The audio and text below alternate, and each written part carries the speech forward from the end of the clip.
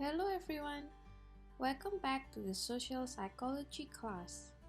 In this fourth meeting, we'll discuss about the self, understanding yourself in a social context. There are four topics that we will discuss today. First is self-concept, second is self-knowledge, third is self-control or the executive function of the self, and last, management of impression. Likewise, there are four learning outcomes that we would like you to gain after this video. First, students are able to define themselves in social concept and its development. Second, students are able to explain how an individual conducts introspection, observe their behavior and other parties' behavior. Third, students are able to compare between individuals with a good and bad self-control. And last, students are able to describe how they want to be perceived by others. First, let's begin by asking question. Who are you? How do you know yourself? How did you come to be this person you call myself? It is evident that human and some other animal groups constantly developing self-concept. For example, in a research conducted by Gallup in 1997 on a group of chimpanzees and great apes, they found that these animals have self-awareness of their own reflection in the mirror, and they realize if there is a change in their appearance.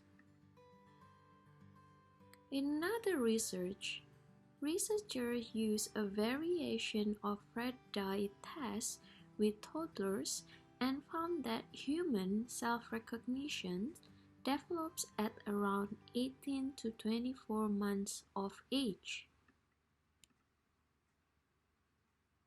Then, as we grow older, the sense of self develops into a full-blown self-concept, defined as the overall set of beliefs that people have about their personal attributes. Children develop self-concept from things that are concrete, such as common characteristics, age, gender, hobby, for example. I am male with brown eyes, or my ankle height is 180 centimeters. As we mature, we place less emphasis on physical characteristics and more on psychological states, like our thoughts and feelings, and on considerations of how other people will judge us. An important influence on our self-concept development is the culture in which we grew up. We have an example of Masako Owada, the Crown Princess of Japan, to illustrate this influence of culture in development of self-concept. When Masako Owada married Crown Prince Naruhito in June 1993, at the age of 29, she was a brilliant career diplomat in the foreign ministry, educated at Harvard and Oxford. She spoke 5 languages and was on the fast track to a prestigious job as a diplomat.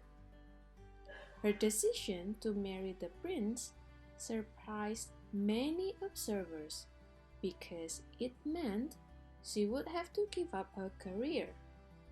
Indeed, she gave up any semblance of an independent life, becoming subservient to the prince and the rest of the royal family, and spending much of her time participating in rigid royal ceremonies.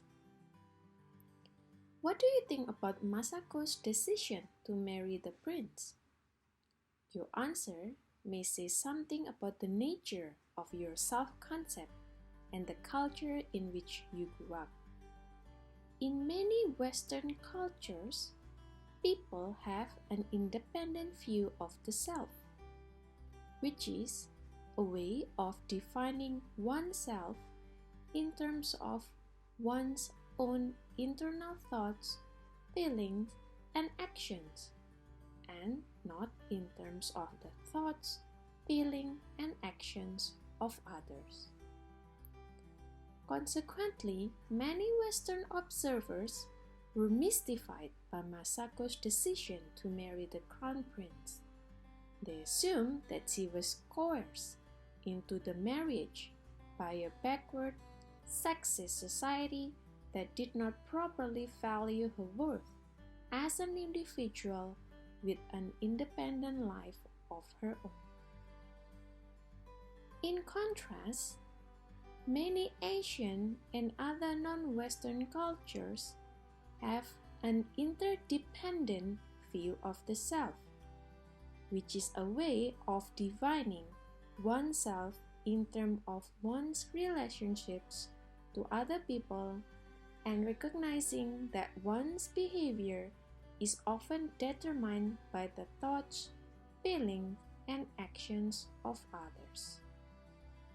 Here, connectedness and interdependence between people are valued, whereas interdependence and uniqueness are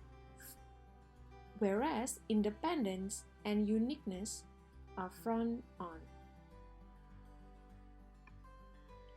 To many Japanese and other Asians, Masako's decision to give up her career was not at all surprising, and was a natural consequence of her view of herself as connected and obligated to others, such as her parents and the royal family. What is viewed as positive and normal behavior by one culture may be viewed very differently by another. To help understand the extent to which you view yourself as having interdependent or independent view of yourself, you can try sample of questionnaires below provided by Ted Singelis in 1994. The scoring sheet can be found on Aaron's own book, page 123. Next, we will discuss about functions of the self. What exactly does the self do? There are four main functions that we will discuss in turn. First is self-knowledge. That is, the way we understand who we are and formulate and organize this information. Second is self-control. It is the way we make plans and execute decisions. Third is impression management. It is the way we present ourselves to other people and get them to see us the way we want to be seen. And last is self-esteem. That is the way in which we try to maintain positive view of ourselves. We've seen that the culture in which people grow helps shape their self-concept. But how exactly do we come to know who we are and why we do what we do? Social psychologists have uncovered some interesting sources of self-knowledge that may not be all that obvious. Other people, for example, are an important source of information about who we are. But we'll begin with what might seem like a more straightforward source of self-knowledge. That is the introspection. Introspection is the process whereby people look inward and examine their own thoughts, feelings, and motives. For example, have you ever wondered why you do what you do, such as why you binge watch the latest Netflix drama instead of studying for your psychology test? If so, you were using introspection, which is looking inward to examine the inside information that we and we alone have about our thoughts, feelings, and motives. One of the most amazing things about the human mind is that we can use it to examine ourselves. This is where the self-awareness theory comes to play. Sometimes our thoughts naturally turn inward and we think about ourselves, as in the introspection process. At other times, this happens because of external circumstances, such as seeing ourselves in a mirror or in a video that a friend just took of us on their phone. When this happens, we are in a state of self-awareness. According to self-awareness theory, when we are focused on ourselves, we evaluate and compare our current behavior to our internal standards and values. In short, we become self-conscious in the sense that we become objective, judgmental observers of ourselves, seeing ourselves as an outside observer would. This picture illustrates how self-awareness makes us conscious of our internal standards and directs our subsequent behavior. In the first picture, you came across a self-focusing cue in the environment, for example, a mirror, a camera, or an audience. In the second picture, you think about yourself, because that cue creates a state of self-awareness.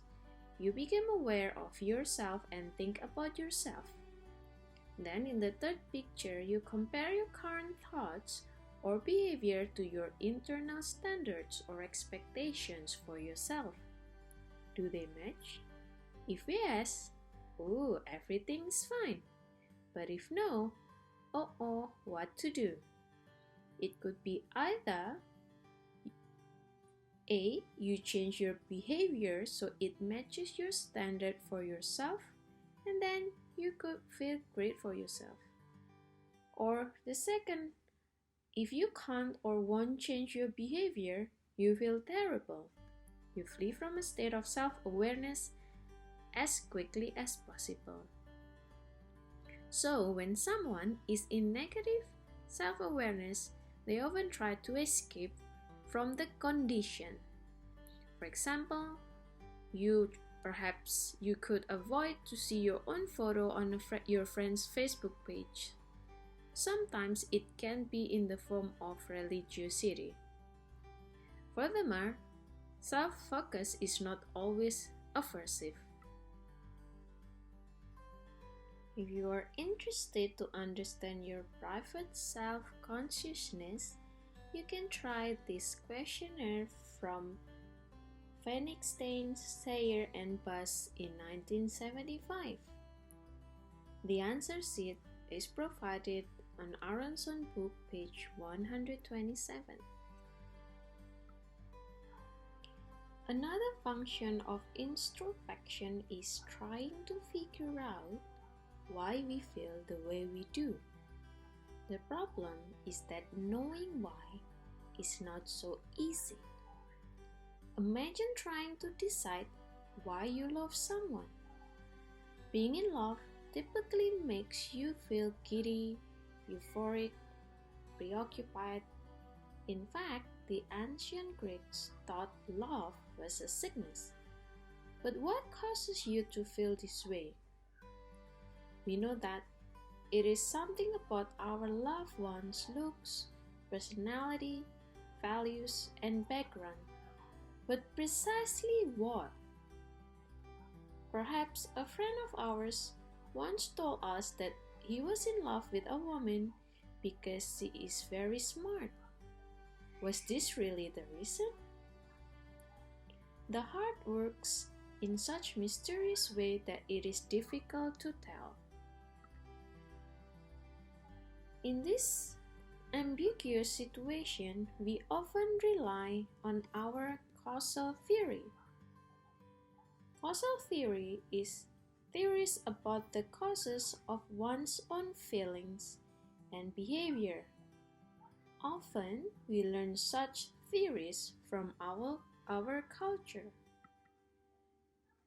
People have many theories about what influences their feelings and behavior, and often use these theories to help them explain why they feel the way they do. We learn many of these theories from our culture in which we grow up. Ideas, for example, absence make the heart grow fonder, and that people are blue on Mondays.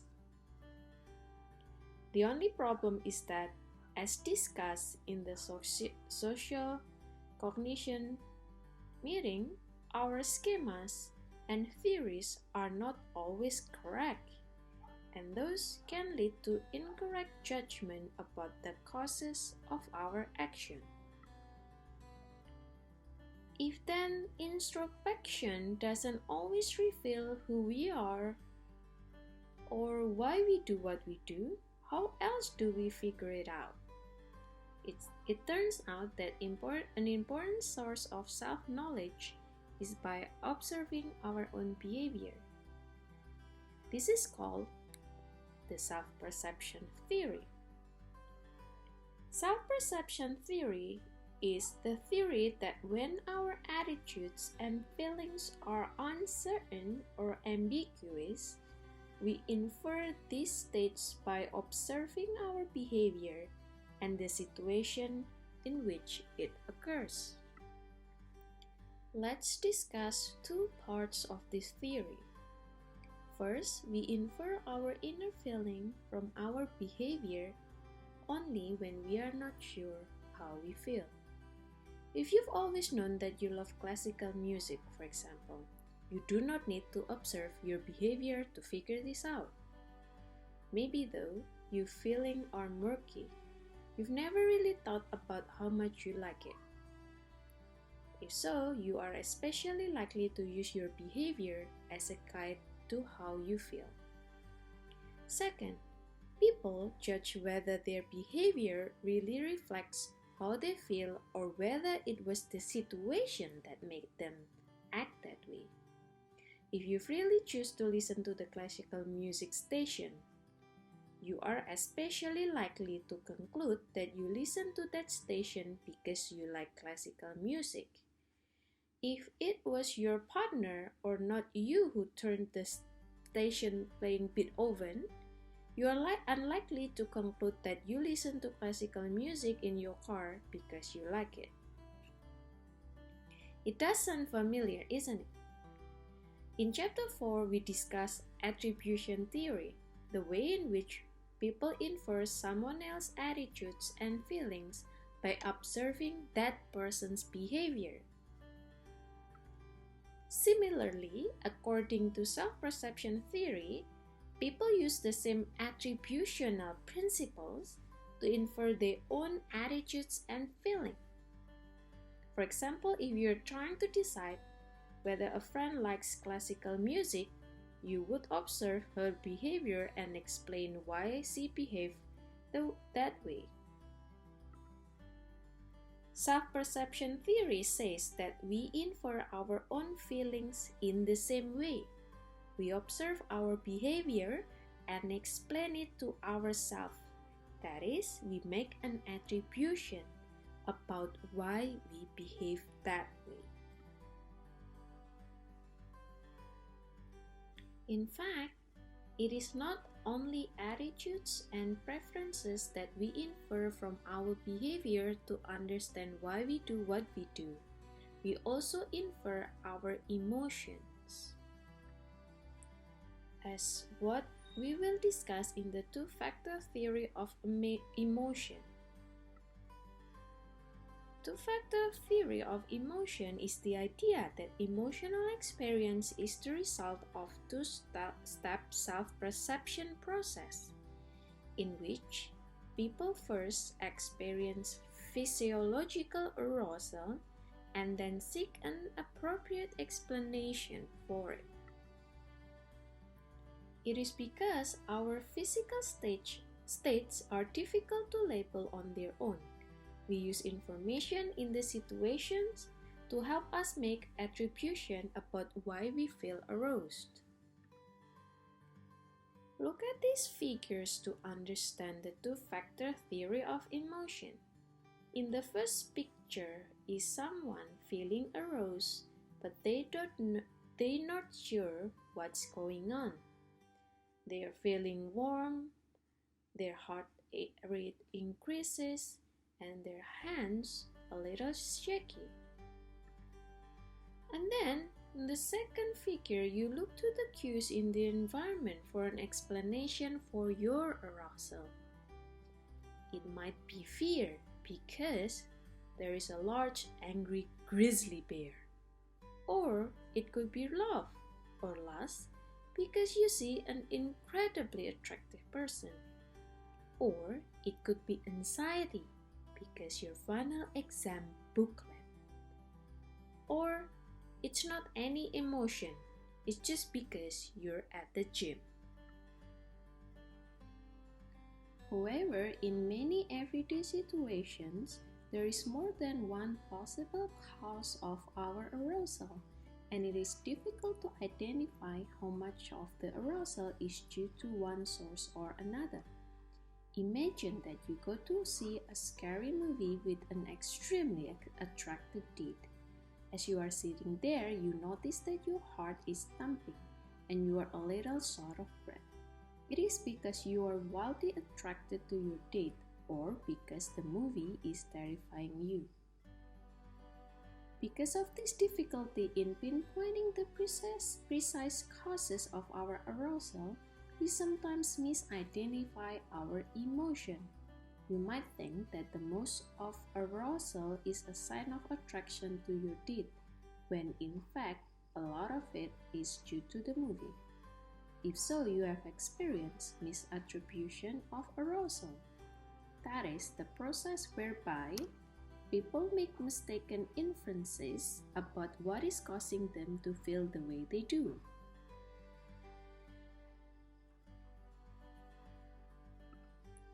Take an example of a field experiment by Donald Dutton and Arthur Aaron. In their study, an attractive young woman asked men visiting a park in British Columbia if they would fill out a questionnaire for her as part of a psychology project. When they had finished, she said that she would be happy to explain her study in more detail when she had more time. She tore off a corner of a questionnaire, wrote down her name and phone number, and told the participant to give her a call if he wanted to talk with her some more time. How attracted do you think the men were to this woman? And would they telephone her and ask for a date? In one condition, the men were walking across the 50-foot-long suspension bridge that spanned a deep canyon.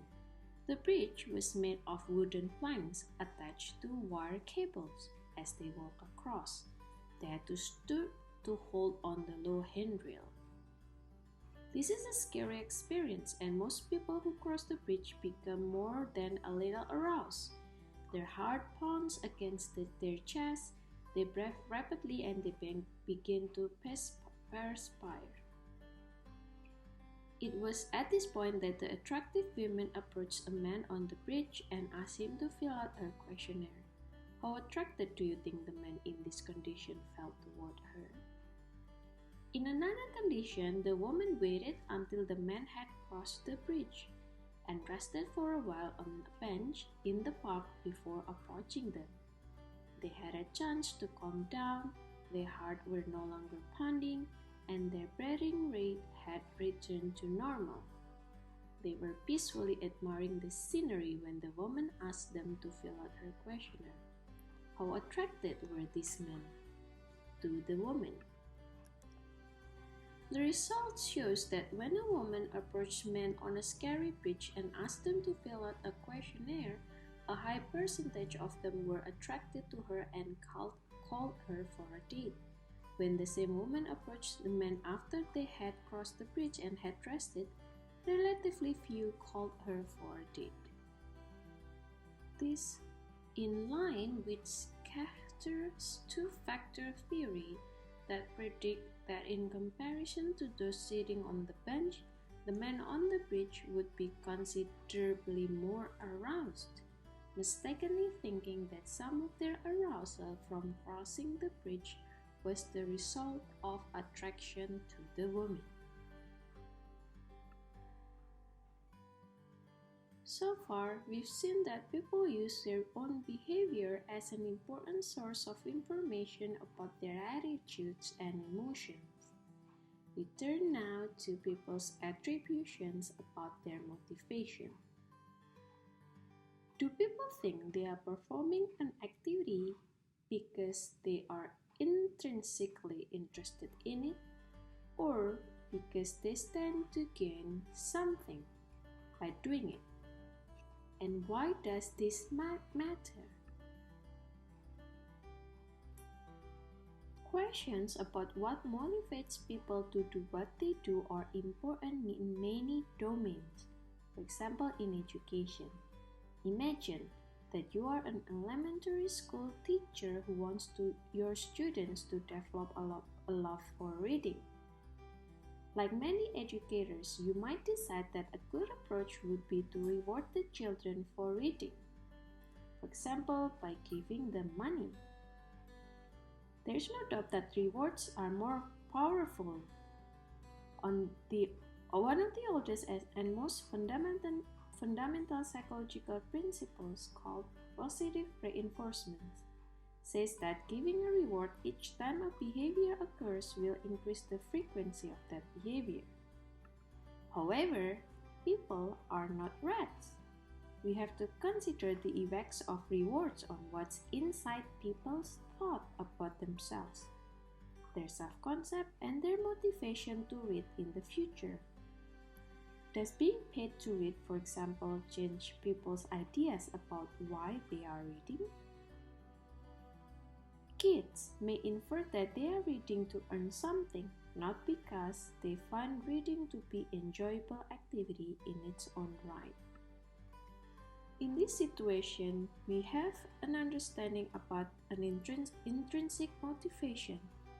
It is the desire to engage or involve in an activity because they enjoy it or find it interesting, not because of external rewards or pressure. The reasons for engaging in the activity have to do with themselves, the enjoyment and pleasure they feel when reading a book. In other words, reading is play, not work. What happens when the children start getting rewards for reading? Their reading, originally stemming from intrinsic motivation, is now also spurred by extrinsic motivation, which is the desire to engage in an activity because of external rewards or pressures, not because we enjoy the task or find it interesting. In such situation, according to the self-perception theory, people often assume that they are motivated by the rewards and not by their intrinsic interests. That is, children who like to read at the outset now assume that they are cracking open books only to get rewards. The unfortunate consequence is that the reward can make people lose interest in activities they initially enjoyed. This is called the over-justification effect, which results when people view their behavior as caused by compelling extrinsic reasons, such as reward, making them underestimate the extent to which their behavior was caused by intrinsic reasons. With regards to rewards, there are two types of rewards. the task contingent rewards, and the performance contingent reward. The task contingent rewards is the rewards that are given for performing a task regardless of how well the task is done, whereas the performance contingent rewards are based on how well the kids or we perform the task. There is another way in which people's self-perception influence their motivation, and that is the way in which they perceive their own abilities. Some people believe that their abilities are set in stone. They either have them or they do not. This is called the fixed mindset. An idea that we have a set amount of an ability that cannot change. According to this view, we have a fixed amount of intelligence, athletic ability, musical talent, and so on. Other people have a growth mindset, which is the belief that achievement is the result of hard work, trying new strategies, seeking input from others. Research shows that mindset that people have is crucial to their success. People with a fixed mindset are more likely to give up after setbacks and are less likely to work on and hone their skills. If they fail, it must be a sign that they simply don't have what it takes. On the other hand, people with growth mindset view setbacks as opportunity to improve through hard work.